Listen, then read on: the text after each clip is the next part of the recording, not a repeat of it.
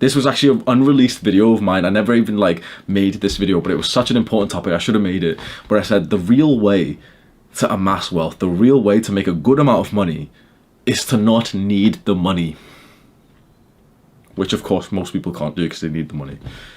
If you don't need money, you can then choose the highest, like the best, the most fucking ripe fruit possible. The best things, like the best way to make money. You can choose that and only that. Because I didn't need to make money, I didn't do things that other YouTubers did every fucking time. I promise you right now, anyone who's in my sphere, my niche, self-improvement, productivity, I promise you right now, every sponsor that you see on their videos got asked me first, and we ignored, because my assistant Amy goes through the emails, we ignored every single one apart from one, which was a one called Shortform. I like their business, and I actually started using the app. Like, I still use it to this day. Ingrained into like our company very well. We got over 150, probably close to 200 now emails, these sponsorships. Each and every one would have paid me at least $1,000 just to come onto camera and just kind of say a couple of sentences. Oh, this is why I play Raid Shadow Legends, or, you know, you should, here's this software that helps you stop watching porn, and all this bullshit that they wanted to pay me for. I'm not going to accept that shit.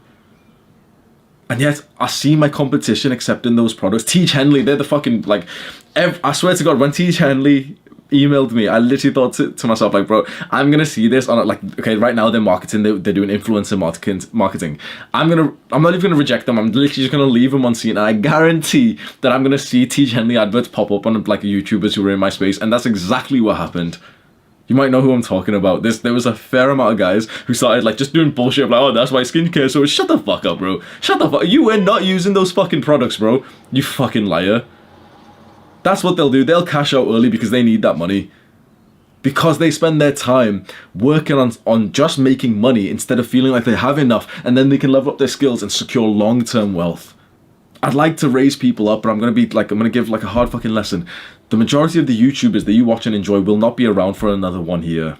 And if they would be, they'll be one of those dead channels that has like, you know, 200k, 500k, and they get like 5, 10, 15k views per video. That could happen to us, but I highly, highly doubt it.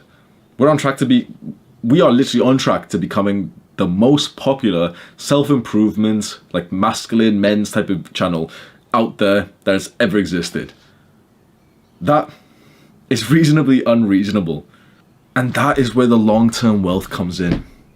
Because I didn't need to accept these shitty sponsors.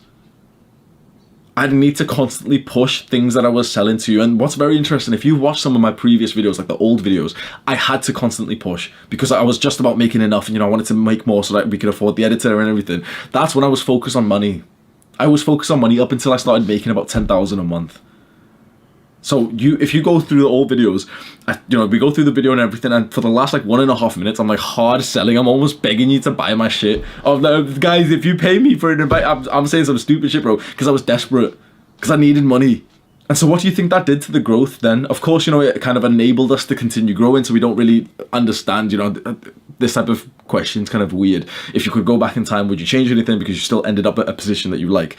But there and then in those videos, the older ones, where the last 2 minutes of the video is essentially ruined, like the video was ended and it's just me saying like, oh, but if you want my help on a one-to-one, good, shut up, Hamza, and you gotta go click on the link in the description, huh? What do you think that did to like the YouTube analytics, like the data of that video? Obviously it tanked. So that actually sacrificed some of our long-term growth because I needed money back then.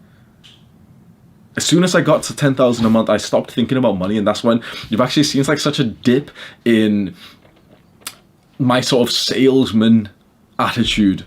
That is how you dominate.